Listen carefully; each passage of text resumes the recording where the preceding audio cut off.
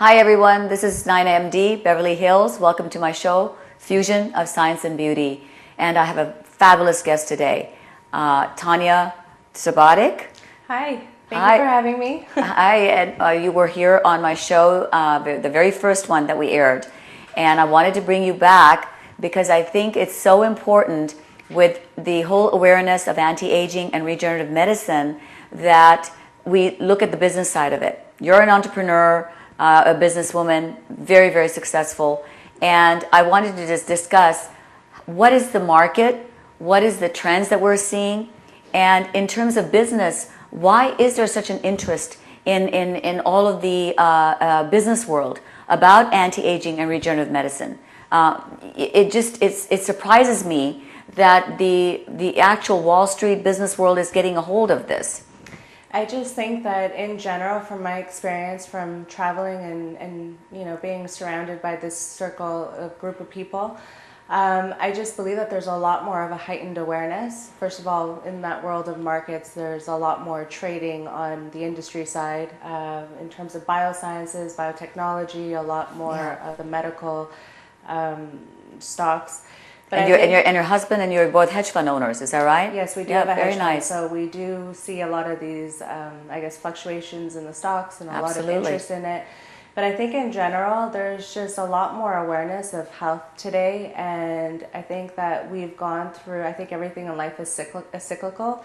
And we've gone through a pretty strong cycle of lack of educating ourselves in the health industry, lack of awareness, lack of educators such as yourself. And even if you have been around, it hasn't been that much on the radar yet. And I think that everyone is starting to take care of themselves, looking more and more beautiful. And then out on the street, it's oh my God, what are you doing? You look so fabulous. And then if you're in this circle, you have access to people such as yourself who are obviously a plethora of information, and the results that you get are just amazing. One of the flaws I do see with this group of people is that unless it's in their face, they're not prone to go out and actively seek it themselves, unless they have a very persistent wife at home. Yeah. So in other words, they're not proactive. They're not proactive. It's like, okay, whatever, they may be the most successful, like at the business meetings, you're doing like $1 million, multi-million-dollar deals, but yet you could be eating what? What do you sometimes find? Let's just talk about diet, like for the average, for the really successful. Like let's say you've got hedge fund owners sitting at, you told me the other day, you were in Vegas and you were like, dealing with the multi-million-dollars of deals going through. Yeah, I just think that their diets in general are obviously very meat-based, meat, potato, a lot of it, even the sushi and Japanese, and that's fine in small amounts at a time. In moderation. But the problem is even in moderation, their diets and their schedules are all over the place. So if you're eating at 2 o'clock in the morning and you're up at 6, well, where's that digestion process happening? Absolutely. And if you are not able to have the proper schedule, then you need that aid or the guidance from somebody else to help guide you through a process to help better your digestive system, your metabolism, your energy levels, how to cope with lack of sleep, all of these things. And a lot of these people in this high octane world are almost not knowingly disregarding these symptoms that they're feeling because they think it's just part of their life. And they're so highly successful, they're so dopamine driven, which means that they're so successful, they're just pushed right through it. Even when they're feeling bad, they're pushing right through it. It's the roller coaster, it's the highs, the lows. They're constantly on a high and then the drop and then the high and the drop. And, and then once in a while I'll have a conversation like, well, that's not so normal and that's not necessary. No. And there's ways to stay here and kind of bring your low to here and kind of your high. You can bring this down a little bit so that you're on a consistent basis more consecutively, which will have, your production level will be over the top. You want that consistency so that you're not dropping. And the majority of these people, because they're not aware of what the symptoms actually are and they're thinking it as being overworked, this is what leads to heart attacks, strokes. You're absolutely right. So you know what I think is so beautiful is the way you say that. All of the things that you said about the like highs and lows, I can define it more in terms of more medically as a doctor, and you say it in terms where the public can understand that. A lot of times the way I speak, may not be so readily understandable by just the average person. Right. And I think the beautiful balance and synergy that I always see with you is that you're able to take just all of the medical concept, which I do, and put it in layman's terms where everyone can understand. For example, you said about the highs and lows, right? That has to do with adrenal function. And when the cortisol levels are high, you're pushing your cortisol levels up high, you're functioning at a maximum level, but then you're going to crash because you're pushing them so high persistently. Yeah. So that's what the highs and lows. And if you have like herbal adaptogens, and we look at adrenal, how to balance the adrenals, and you know, conventional medicine doesn't even understand what adrenal fatigue is, and you've seen it with all of the people that you are with and the company you've kept. So that is balancing of the adrenals. And then you talk about gastrointestinal imbalances. Well, then what we're really talking about is functional medicine. Yes. And functional medicine believes at looking at these imbalances. Yes. And so it's really these imbalances that are really what you're seeing. So you can't define a disease state among your most, you know, among the people that you're there, but you're seeing they're definitely got dysfunctions and imbalances going on. Well, yes. And I mean, a lot of the conversation that I do have with them, and I tend to pick on it a little bit more than maybe they suggestively like to do so, but it's because I do see that there is room for them to grow better. And I always have this conversation. I mean, you're optimizing in this part of your life, but wouldn't you want an extraordinary life and optimize straight across the platform? And I said, you know, they're like, oh, I know, but it's so hard. Sometimes I don't want to wake up. I have the brain fog, and I'm like, well, you might want to look at what you're eating, because a lot of here comes from inside. There's a gut-brain connection, yes, absolutely. Gut and brain connection. What people don't understand, Yes. Also, you know, there's a little bit of genetic disposition that plays a big part to some of the ailments or disease that we have. So this is really interesting you mentioned that, because in what I was very big in, it was in Nutrigenomics, and that's how you can change the expression of your genes through certain nutrients that act at the genetic level.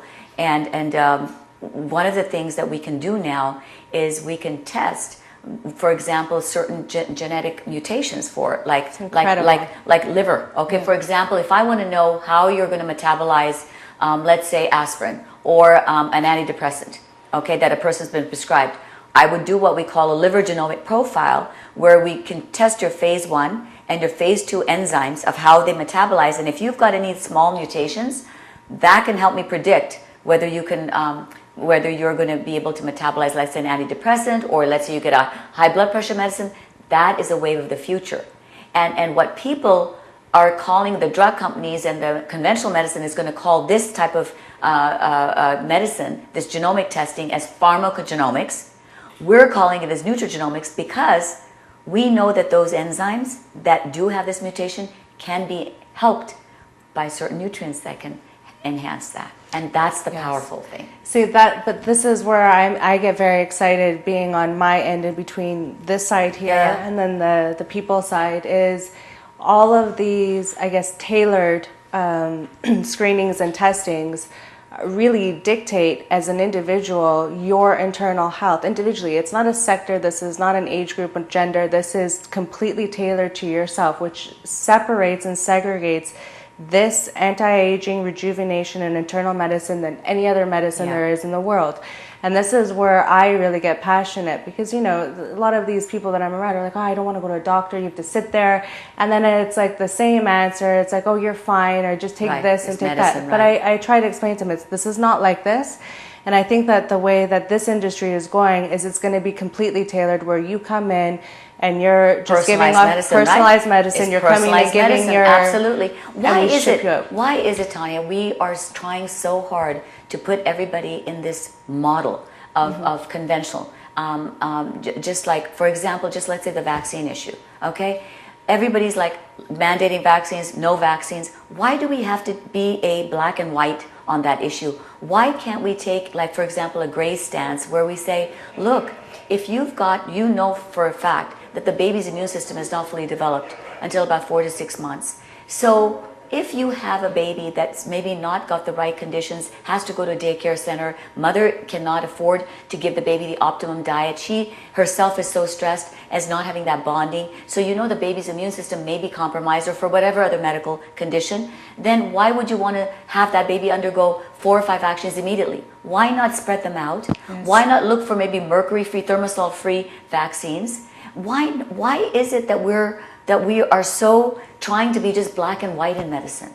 I think this is where there's so much room in this type of medicine where we need to go out and outreach more, because there's just lack of awareness. As much as people are hungry to learn more and to understand more, they don't even know how to reach out to the right resource to get this information, because there isn't a lot of resources, there isn't a lot of outreach. And you know, we are who we are, so you know what you know. If you're brought up in a certain region or in some sort of a Bronx or, you know, maybe not well-established area, your circle of people are also very limited. So how do you have an outreach? And that's where we have this end and push it out. That's why we're trying to go to the public. We're trying to get to the communities.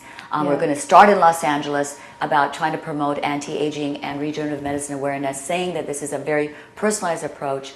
It's a very different way of treating medicine. We are not going to any longer be known as these steroid doctors. That's what anti-aging medicine has been sort of associated with. It is much more than that, and that's my whole passion too, is to bring this out. I know we're about done, but I wanted to ask you one thing since the last time. How are you doing in terms of some of the things that you've implemented? And I know you've been everywhere. You're a tremendous businesswoman that has had access to so many treatments and modalities and so forth. There's almost nothing that I have not tried. I know you know more about things that I'm like, how did you know about that? How do you know that? Because I'm supposed to know about that, but you have tremendous knowledge. I feel fantastic since I've come in here and I've started my bioidentical hormone therapy and the other therapies that you've put me into. I just feel like I'm gaining back that youthfulness that I used to have, and it's just youthfulness in the sense of being sharp, being have your energy levels, do you think, noticed?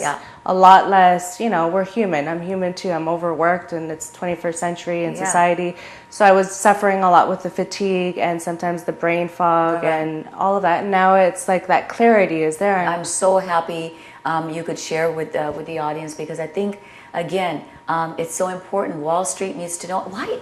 So Wall Street is being hit now with anti-aging and regenerative medicine. I guess the healthcare and healing ourselves back to wellness and so forth. Pilsner, the economist, wrote the book, The Next $1 trillion would be spent on healing ourselves back to wellness. Yes, yes. There is ample amount of opportunity here. It's just putting ourselves out there on this end and being a bit loud, breaking some boundaries, and really offering resources to people who are in want and need and demand to learn about it.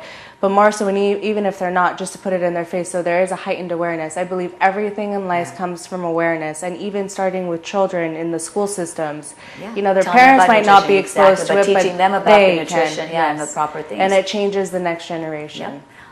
Listen, I thank you so much for being on my show. I look forward to having you on again, because Thank you. You always have so many things, and the reason I want to have you on again is because when I talk about one or two topics, you put it so beautifully where the general public can understand it, and I think that's what is an amazing synergy about us. That I've always appreciated. You're always able to do that extra step where it just makes it so much easier to understand. And again, thank you everyone. This is NainaMD, Fusion of Science and Beauty.